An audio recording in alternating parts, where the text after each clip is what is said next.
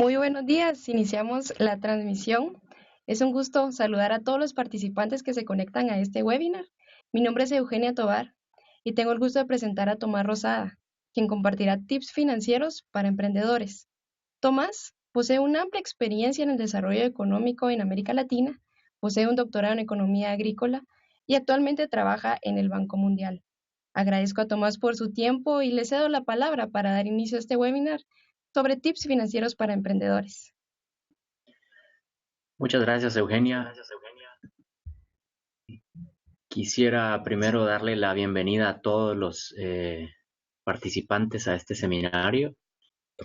Y tal y como se me solicitó, preparé una presentación bajo el título Tips financieros para emprendedores. Eh, la propuesta sería hacerles esta presentación más o menos en unos 20-25 minutos y luego abrir a intercambio con las personas que estén conectadas. El contenido de la presentación está alrededor de 4 grandes puntos. El primero es hablar un poquito sobre emprender, pero emprender en un país como Guatemala, que no, que tiene sus particularidades. El segundo es hablar un poco sobre por qué emprender y qué es lo que eso implica. El tercer punto hablaría sobre lo que yo he llamado no morir en el intento, que es básicamente algunas ideas básicas de lo que cualquier emprendimiento debería tratar de tener en cuenta para ser exitoso y alcanzar sus objetivos. Y finalmente, pues abrir el espacio para un conversatorio, una interacción en esta plataforma digital. El primer punto tiene que ver con emprender en un país como Guatemala. Y simplemente, a manera de contexto, quisiera poner algunas cifras que nos dan una fotografía muy rápida, pero muy reveladora de lo que es Guatemala en este momento. Las estadísticas más recientes nos dicen que más o menos 6 de cada 10 personas en Guatemala son pobres. Pero no solamente eso, sino que llevan muchos años siendo pobres. Es decir, la pobreza en Guatemala ha sido un fenómeno que desafortunadamente no hemos sido capaces de revertir y que de alguna manera impide el desarrollo y el crecimiento económico del país. Pero además somos un país en donde 4 de cada 10 personas viven en lo que podríamos llamar espacios rurales. Y aquí quisiera hacer la salvedad en dos sentidos. Una, Guatemala es uno de los países que tienen menos grado de urbanización en América Latina. Compartimos esa característica con Bolivia. En segundo lugar, decirles que América Latina es básicamente una región altamente urbanizada, es decir, estamos en un continente en donde la gran mayoría de nuestros vecinos con los que intercambiamos, con los que negociamos, de los que aprendemos y a los que les enseñamos cosas, tienen una dinámica urbana mucho más desarrollada que la nuestra. Y estos números responden a la estadística oficial, que son más o menos poblaciones entre 2.000 y 2.500 personas. Por encima de 2.000, 2.500 personas ya se considera un espacio urbano, lo cual quiere decir que si eleváramos un poquito más esa barra, tendríamos un nivel de ruralidad aún mayor. Somos un país que además tiene mucha diversidad étnica, más o menos casi la mitad de la población se autodefine como perteneciente a algún grupo indígena, lo cual de alguna manera también eh, resalta características muy especiales que comparten algunos países de América Latina, pero otros no, ¿no? Y además tenemos una estructura económica que desafortunadamente no es capaz de absorber toda la oferta de trabajo que nuestra población le ofrece al mercado laboral. 7 de cada 10 personas tienen que desarrollarse en la informalidad. Y eso, de alguna manera, también tiene consecuencias en términos de productividad, en términos de probabilidad de éxito de emprendimientos en términos del clima en el cual hacen sus negocios, esos emprendimientos, en fin. No es fácil, digamos, vivir en el mercado de la informalidad. Y además somos un país fundamentalmente joven. Uno de cada tres habitantes se define como joven, es decir, entre 15 y 29 años. O sea que la población entre 0 y 29 años es todavía aún mayor.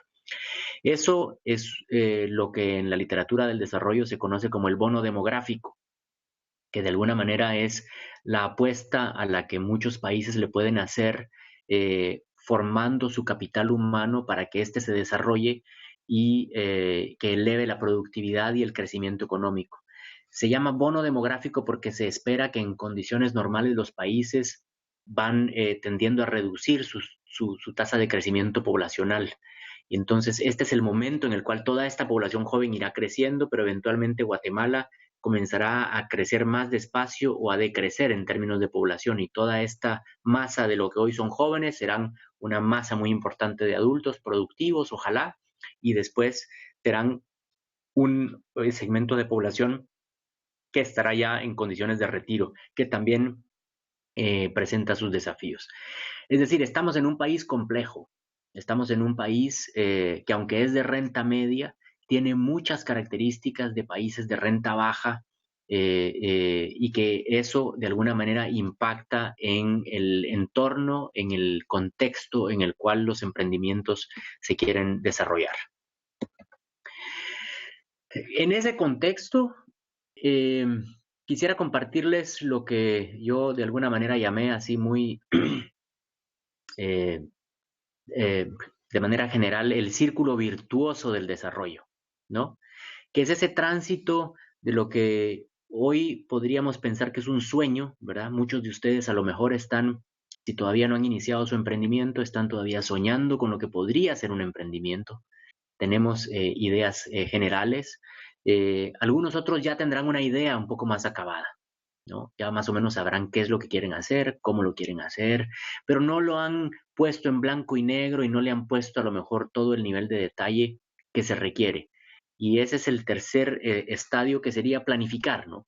Planificar, que ya implica pasar de esta idea al nivel de detalle. ¿Cuándo es que tengo que hacer qué cosa? ¿Cuántos recursos necesito este año versus el año siguiente? ¿Estoy listo ya para comenzar o todavía no? ¿No? Y eso ya es lo que nos pone en el cuarto estadio, que es la acción. Una acción que después de estarse ejecutando durante algún tiempo, seguramente alimenta nuevos sueños que algunos de ellos se convertirán en nuevas ideas, en nuevos planes y en más acciones. Y por eso es que he llamado esto como el círculo virtuoso del desarrollo. Lo interesante aquí es que este círculo virtuoso que hoy podríamos utilizar para ejemplificar el proceso de maduración de un emprendimiento, no sucede solamente a nivel de personas, sucede también a nivel de hogares, sucede a nivel de empresas y sucede también a nivel de países. Y si nos damos el tiempo y el espacio para investigar un poquito cuáles son los países, cuáles son esas empresas, cuáles son los hogares y las personas exitosas, nos vamos a dar cuenta de que son aquellas que logran mantener ese círculo en movimiento, ¿no? Que logran mantener sus sueños alimentados de acciones anteriores, que logran transformar sueños en ideas y en planes y, y así sucesivamente. Entonces la pregunta que yo les haría hoy a ustedes participantes es, ¿en dónde están ustedes hoy en este círculo? ¿Y hacia dónde se quieren mover? ¿Por qué emprender? Eh, Básicamente, creo que aquí es importante recordarnos todos que todos ustedes, yo, cualquier persona, somos emprendedores. La pregunta de fondo que nos tenemos que hacer es, ¿por qué es que ustedes decidieron volverse emprendedores en este momento? ¿Verdad? Hay básicamente dos grandes fuerzas que nos mueven a hacer emprendimientos. Una es porque de manera natural nos nace emprender cosas, emprender proyectos, echarlos a andar, verlos crecer ¿no? Y generar nuevos proyectos. Pero también hay otra fuerza muy importante, que es la necesidad. Estudios muy importantes revelan también de que muchos emprendimientos suceden porque no existen opciones en otros espacios que a lo mejor yo como persona preferiría. Y eso es muy importante que ustedes lo tengan muy claro, porque de alguna manera va a condicionar el tipo de emprendimientos que van a ir buscando y el nivel de entrega que le van a poner a ese emprendimiento. Aquí yo listo 3 preguntas básicas que se le pueden hacer a un emprendedor antes de que comience. Es preguntarle, ¿y usted qué disfruta hacer? Porque en la medida de que usted sepa qué es lo que disfruta hacer, usted va a saber en qué es en lo que se va a destacar. Aquello que nos gusta hacer es lo que hacemos mejor. Y eso que hace mejor es eso que le da una ventaja comparativa en un mercado que es altamente competitivo. Entonces recuérdese que cualquier cosa que usted emprenda no va a estar solo en ese emprendimiento. Seguramente van a haber muchas otras personas que están pensando algo parecido y contra las cuales ustedes tendrá que medirse. Y entonces ahí es donde usted tiene que hacer alguna diferencia, ofrecer alguna ventaja comparativa para salir adelante. La tercera pregunta es, ¿qué necesidad hay en la sociedad, en el círculo en donde yo me muevo y que debe ser satisfecha, ¿no? ¿Cuál es el mercado? ¿Qué es lo que se está necesitando? Ojalá sea algo que tenga una demanda creciente, porque entonces usted básicamente se estaría asegurando eh, eh, un espacio para operar por mucho tiempo. Y aquí ya pasamos al tercer punto de la presentación que tiene que ver con algunas reglas de pulgar, llamé yo, para no morir en el intento.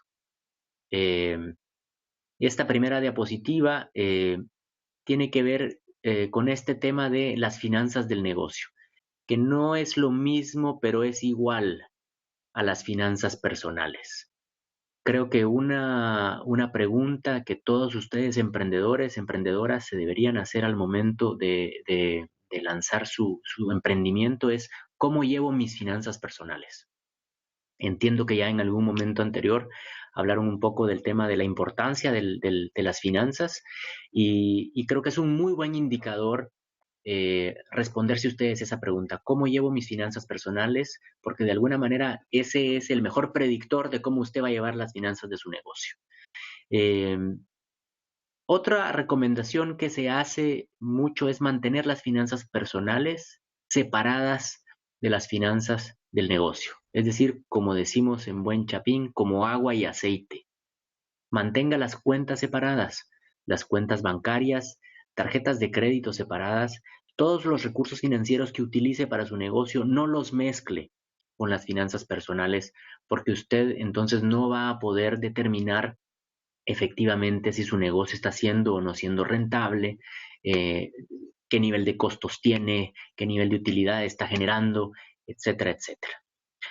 Y lo más importante en todo esto del manejo de las finanzas es que la educación financiera es algo que se aprende y como es algo que se aprende, es algo en lo que hay que invertir, que no necesariamente quiere decir hacer una maestría en administración de empresas o en finanzas, sino simplemente estar conscientes de que al momento de tener un emprendimiento usted necesita dedicarle un poco de tiempo para educarse financieramente, para conocer los distintos instrumentos financieros que existen, porque cada instrumento responde a una necesidad distinta. Conozca qué instituciones le pueden ofrecer servicios de apoyo en ese sentido, edúquese, invierta. El Internet hoy nos garantiza un acceso a información tal que no es una inversión muy costosa en términos monetarios, probablemente sí un poco en tiempo, pero requiere un poco de disciplina nada más. Otra regla tiene que ver un poco con el manejo de la planificación y la presupuestación. Cualquier negocio, cualquier emprendimiento que ustedes quieran hacer, se va a beneficiar enormemente de tener un presupuesto. Ahora, un presupuesto que idealmente debería ser un ejercicio que ustedes hagan con 3 características básicas. Que sea un presupuesto lo que se podría llamar pesimista. Es decir, cuando usted haga un presupuesto para su negocio, planifique que los ingresos le van a llegar tarde y planifique que los gastos los va a tener que hacer de manera inmediata.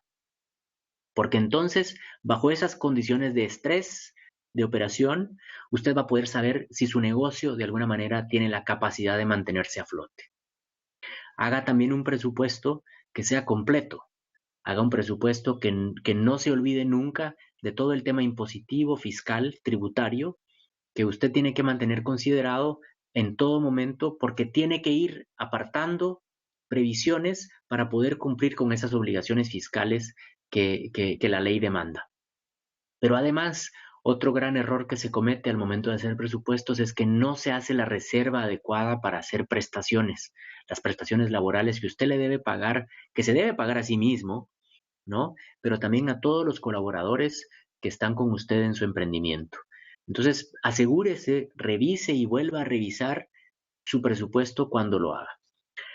Y la tercera característica de los presupuestos es que haga un ejercicio que sea útil, no lo haga simplemente por cumplir con un requisito y para creer usted que ya hizo ese ejercicio. La mejor manera de usar un presupuesto es hacerlo antes, pero también durante la ejecución de su negocio. Aliméntelo con la última información para saber si las previsiones que usted hizo son certeras, si se mantiene más o menos en línea con lo que usted predijo que iba a hacer, tanto en términos de gastos como de ingresos, y sobre todo revíselo después, porque entonces la revisión posterior le va a usted a permitir hacer un presupuesto cada vez más cerca de la realidad de su negocio. Entonces, esas tres características deben componer el presupuesto que usted haga. Cuando está comenzando un emprendimiento, los especialistas recomiendan que siempre lleve un control de ingresos y gastos diarios, porque de alguna manera ahí es donde usted va a saber cuál es el flujo de recursos que su negocio está generando. Hay tipos de negocios que se demoran un poco más en recibir ingresos, porque tienen un proceso de producción tal que hasta unas semanas después es que usted logra vender el producto o ofrecer el servicio. Sin embargo, hay costos que tiene de manera recurrente, casi a diario o de manera semanal o quincenal. Entonces, lleve ese control porque de alguna manera le va a permitir planificar financieramente el desenvolvimiento de su emprendimiento. Y la otra recomendación que se hace mucho al inicio es que mantenga los gastos fijos lo más bajo posible. Recuérdese que los gastos fijos, como su nombre lo indica, son eso. Son gastos que usted va a tener que hacer, produzca o no, venda o no. Entonces, de alguna manera, mientras usted conoce su mercado y conoce cómo es que funciona el flujo de sus recursos, mantenga los gastos fijos lo más bajo posible.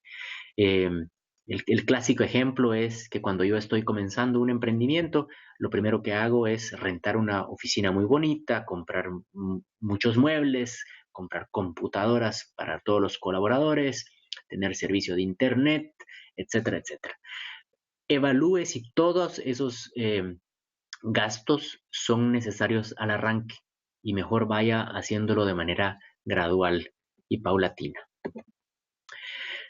La otra área en la cual se enfocan los especialistas al momento de hacer recomendaciones para nuevos emprendimientos tiene que ver con el ahorro. Como bien dice por ahí un refrán, el que ahorra siempre tiene, pero el ahorro no llega solo. El ahorro es un hábito, es una característica que usted tiene que cultivar con mucho método y con mucha disciplina. Y para eso póngase una meta.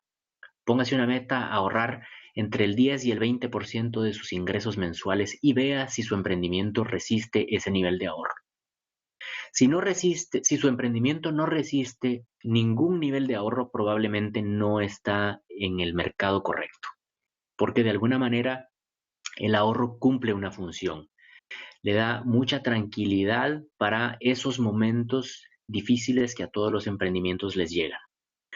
Como puse aquí en esta diapositiva, en un buen colchón se duerme mejor. Y esta no es una recomendación que se le hace solamente a emprendedores, es una recomendación que hacemos los economistas que trabajamos en desarrollo a todo el mundo. A los países se les recomienda de que tengan reservas suficientes para por lo menos 3 meses de importaciones. A los negocios se les recomienda a lo mejor un 15% de su nivel de gastos, que mantengan un ahorro a ese nivel.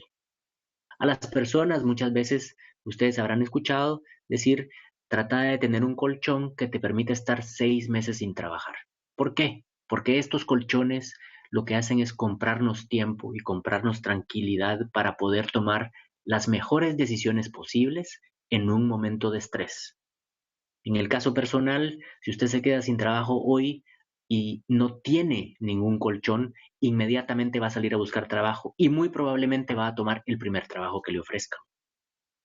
En el caso de un emprendimiento, igual, y en el caso de un país también, se toman malas decisiones cuando no se tiene esa reserva financiera que de alguna manera nos compra un espacio para poder analizar y evaluar y no tener que precipitarnos con ninguna decisión. Y en el tema, otro tema importante que se menciona mucho también tiene que ver con el tema de las deudas.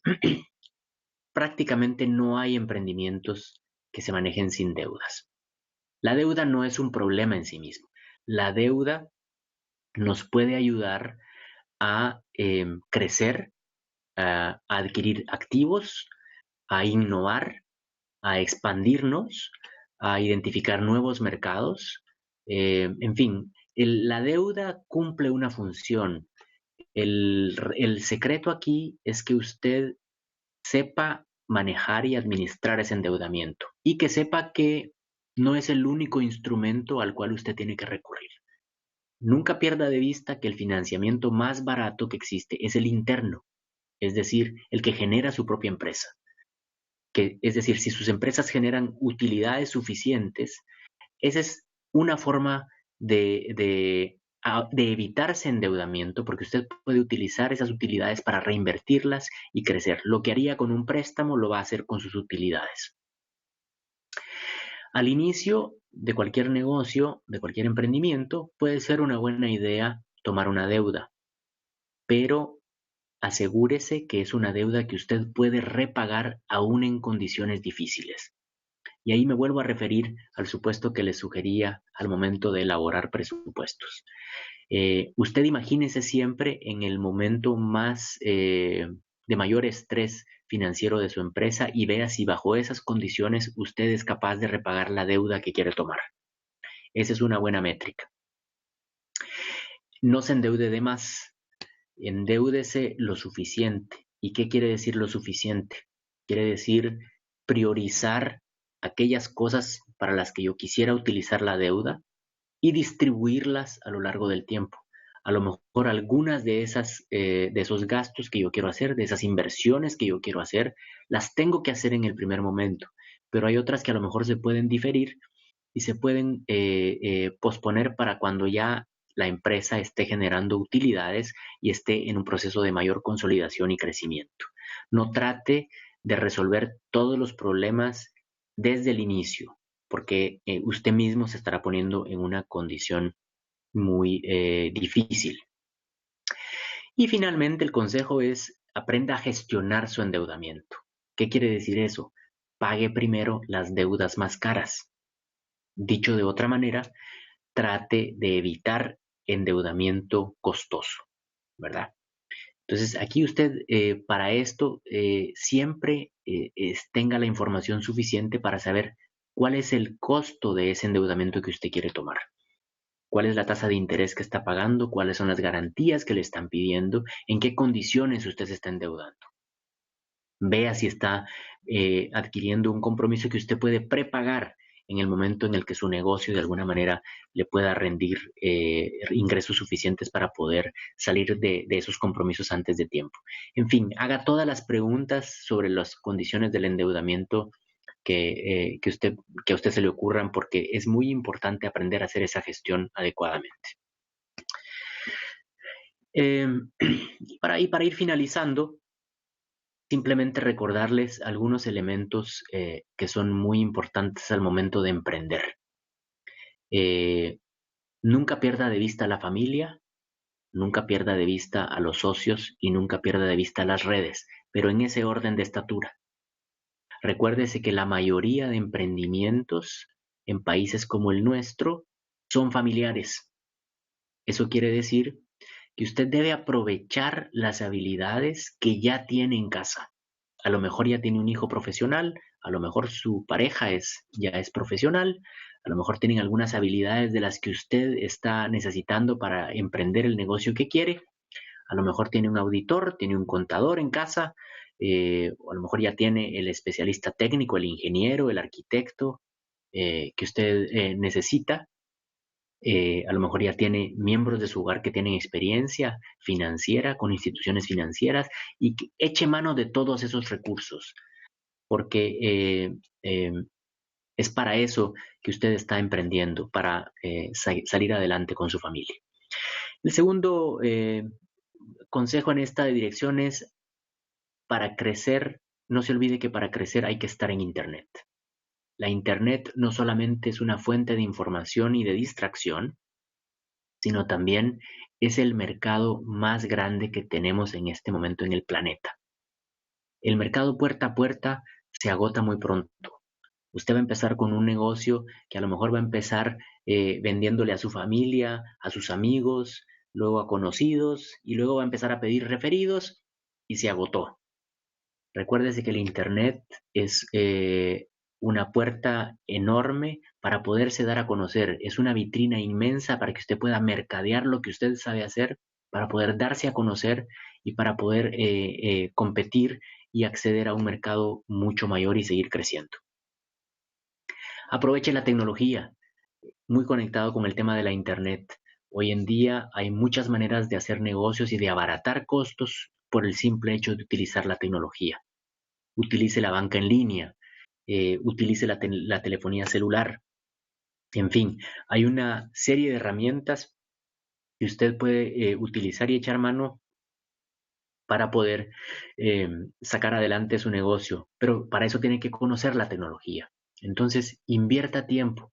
Vuelvo al tema anterior, edúquese financieramente para poder saber qué tecnología está a disposición, qué instituciones están a su mano y qué tecnologías le están ofreciendo para poder sacar adelante su emprendimiento. Y finalmente, asesórese, asesórese y vuélvase a asesorar. Recuérdese que usted no está solo en este emprendimiento o sola y que va a necesitar tener con quién conversar para poder tener ideas nuevas, para poder calibrar el curso de acción que está tomando, no solamente en lo financiero. Recuérdese que también necesita mucha asesoría para la parte contable.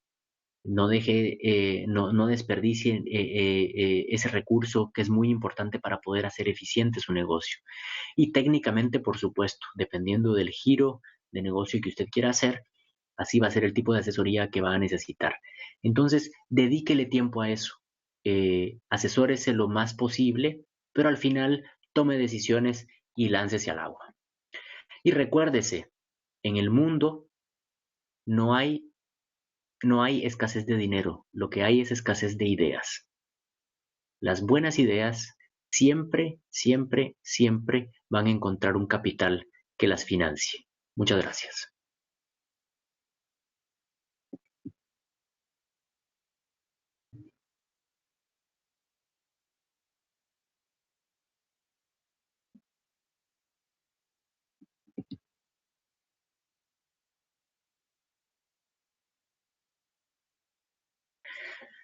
Bueno, tengo aquí a la vista algunas preguntas que han comenzado a llegar. La primera dice, ¿cómo conocer que mi sueño o idea es viable? ¿Es a través del plan o antes? Yo creo que el proceso de formulación de ese plan de alguna manera va a dar ya una buena idea de la viabilidad que tiene la idea o el sueño. En, en términos generales, creo yo de que no hay sueños inviables. Hay que saber si el sueño que yo tengo si tengo las condiciones suficientes para echarlo a andar. Y si no las tengo, ¿qué necesito para llegar a tener esas condiciones? Entonces creo que ese proceso de formulación del plan lo hace a uno volver a regresar un poco el sueño y la idea, y así es un proceso iterativo que va a ir permitiendo afinar y construir mejor ese plan o ese sueño. Converse con gente, Hay gente que seguramente está haciendo algo muy parecido a lo que usted está haciendo. Vaya a seminarios, escuche charlas, siéntese a conversar y se va a dar cuenta de que a veces muchas cosas que hoy le parecían imposibles, hay gente que ya supo cómo hacerlas y que le va a ahorrar mucho tiempo. Em, Otra pregunta que tengo aquí en el chat tiene que ver con cómo determinar mi salario o el de mis socios o familiares. ¿Qué prioridad tiene en el presupuesto del negocio? La planilla del negocio es la planilla del negocio en realidad. Eh, Usted tiene que, si no se emplea usted, tendría que emplear a alguien en su lugar. Entonces, trátese usted como si usted fuese un empleado. Y lo mismo con el negocio familiar. Eh, entonces, usted vea cuál podría ser su salario en el mercado, en las condiciones actuales, y ese es un buen indicador de su costo de oportunidad por emplearse en el negocio familiar. Probablemente al inicio usted no se puede pagar todo lo que el mercado le estaría pagando. Entonces, de alguna manera, usted puede tratar ese salario un poco menor como una inversión que usted le está haciendo al negocio, pero que eventualmente usted está aspirando a llegar a tener un negocio que le pague por lo menos lo que otro emprendimiento le pagaría a usted como empleado. Esa es un poco la norma que yo sugeriría. Hay una tercera pregunta que dice, ¿es buen momento para emprender? ¿Qué mercados tienen potencial para emprender? Esa es una pregunta eh, muy interesante. No hay momento ideal para emprender. Eh, yo le diría, si usted ya tiene una idea y si usted ya tiene un plan bastante desarrollado y tiene identificado más o menos su mercado, láncese al agua, láncese al agua. Guatemala es un país que tiene muchos desafíos de desarrollo, pero también es un país que de alguna manera es bastante estable. Entonces, no somos un país con una altísima volatilidad en inflación o en el tipo de cambio o en tasas de interés. Entonces, es un país que le ofrece de alguna manera unas condiciones mínimas para poder iniciar un emprendimiento. Eh, Muchas personas ven con cierto recelo los años electorales como años no muy propicios para iniciar emprendimientos. Bueno, si usted puede esperar, eh, ¿por qué no? Pero yo le diría, esas reflexiones quizás son aún más relevantes para inversiones de un nivel muy alto. Eh, eh, Emprendimientos familiares pequeños y medianos, yo creo que de alguna manera tienen que mirar mucho más a las condiciones macroeconómicas del país que al clima político en el cual nos estamos desenvolviendo.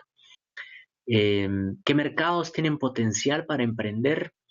Eh, Mire, depende de lo que usted quiera ofrecer, pero Guatemala, por ejemplo, tiene una altísima riqueza cultural, ecológica, natural, que la llama a tener emprendimientos alrededor del turismo, por ejemplo. Ese es un mercado eh, que tiene mucho potencial. Eh, el tema de el turismo cultural, por ejemplo, eh, algunos procesos de agregación de valor. Guatemala tiene una oferta agropecuaria muy importante, pero tiene mucho menos desarrollada la transformación de esa producción agropecuaria. Entonces, ese es otro mercado que se podría, que se debería seguir trabajando de alguna manera. Eh, Pequeños procesos de industrialización. Creo que para responder la pregunta de mercados, es muy importante saber si usted está pensando en un emprendimiento para satisfacer mercados locales solamente, en cuyo caso yo le diría, observe cuáles son las actividades que más dinamismo tienen en el entorno en donde usted se está moviendo, o si usted está pensando en un emprendimiento que quiere exportar. Entonces yo le diría, acérquese a instituciones como a Hexport, por ejemplo, que tiene un sinnúmero de emprendedores en distintos sectores que pueden darle alguna orientación sobre cómo se comporta el mercado europeo versus el mercado norteamericano versus el mercado asiático, dependiendo del producto al cual usted quiera eh, que usted quiera desarrollar.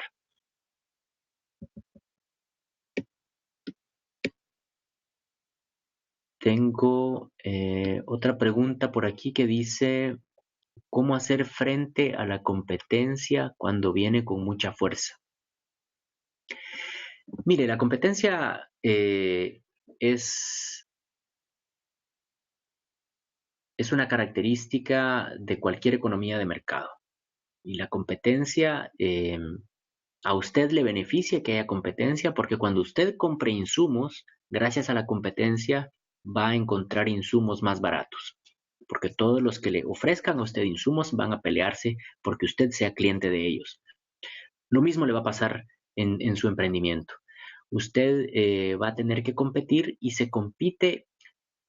Yo le diría que se compite no solamente con el producto, sino por el servicio que usted va a dar. Muchas veces es el trato que usted le da a los clientes lo que va a hacer toda la diferencia, porque producir vasos de vidrio, a lo mejor eso puede ser un proceso muy mecánico, pero la manera de ofrecerle, la manera de facilitarle a usted ese producto cuando usted lo está necesitando, le va a poder de alguna manera dar una ventaja comparativa. Entonces, no, no menosprecie el servicio que usted le da a sus clientes para poder competir. Compite también cuando usted utiliza la Internet de manera agresiva. Sácale todo el jugo posible. Diseñe una buena página web. Hágase accesible. Dependiendo del negocio, quizás hasta puede diseñar una aplicación para teléfonos. No sé. eh, Hágase indispensable de la necesidad que usted está tratando de satisfacer y verá cómo la competencia deja de ser una amenaza. Eh, ¿Algún formato? Me preguntan aquí si puedo recomendar algún formato de presupuesto que sea fácil. Sí, yo creo que sí. Yo podría facilitarle a los colegas del programa algunos sitios de internet con alguna información complementaria, eh, dentro de las cuales podríamos tener algunos recursos como cómo hacer un presupuesto, por ejemplo, con mucho gusto. Otra pregunta me dice, ¿usted considera que los negocios en línea tienen un buen mercado en Guatemala? Indiscutiblemente. Yo creo que sí. Recuérdese que estamos en un país joven. Los países jóvenes, los jóvenes son muy dados a la tecnología y esa es la forma en la que interactúan, no solamente en la que hacen negocios, en la que interactúan socialmente. Eh, y entonces usted tiene que entrar a esa conversación. Esas son las reglas del juego de un mercado joven. Estar en línea. Es cuestión de encontrar la mejor herramienta para poder estar en línea. En el curso de Banca Aprende hay recursos de plantilla de control y presupuestos. Ok. Em, Otra pregunta que tengo aquí es, ¿cuál sería una buena propuesta de valor para servicios profesionales? Mire, depende de qué servicios profesionales estamos hablando, ¿no? Pero, digamos, yo creo servicios como abogados, como administradores de empresas, como contadores, como arquitectos, ingenieros, son todas profesiones, no sé si estamos hablando de ese tipo de profesiones, que de alguna manera podrían beneficiarse de una estrategia agresiva de mercadeo en línea para poder darse a conocer, para poder eh, resaltar respecto de la competencia profesional que existe año con año.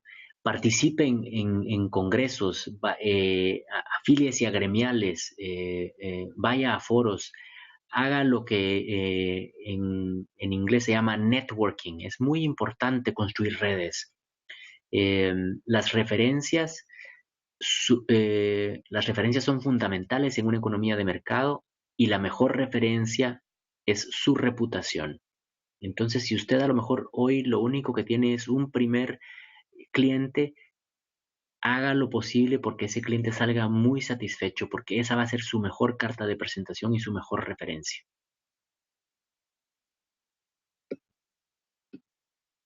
No sé si tenemos más preguntas. Servicios profesionales de psicología, ya. Ese es un clásico ejemplo de cómo usted tiene que diferenciarse. Y para usted poderse diferenciar, tiene que mandar unas señales al mercado. Usted tiene que encontrar cuál es su mercado, si es psicología familiar, si es psicología de adultos, de niños, qué tipo de psicología escolar, qué tipo de psicología usted está pretendiendo atender.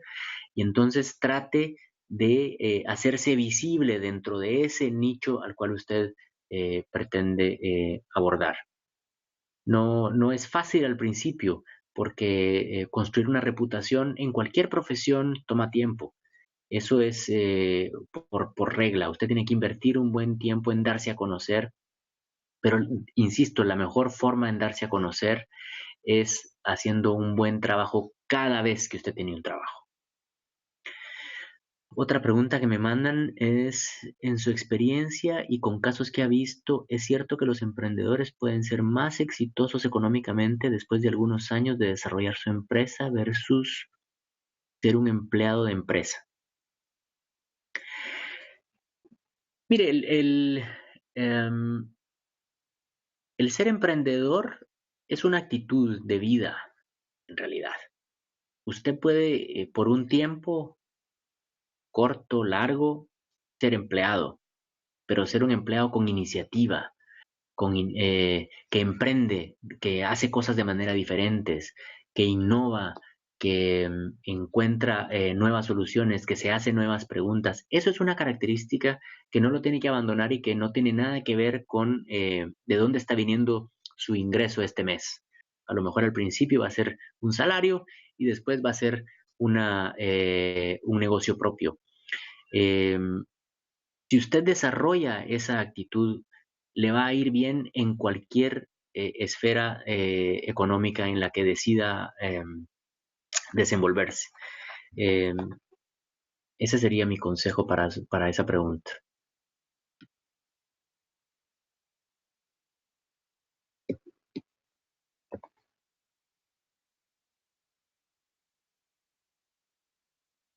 Bueno, eh,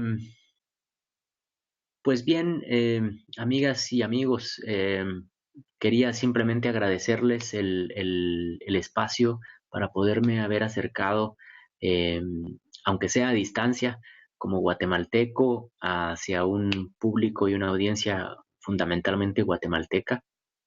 Eh, Me entusiasma mucho ver iniciativas como esta de Bancaprende, porque me parece que es el tipo de iniciativas que quisiéramos ver en Guatemala con mayor frecuencia y con mayor participación.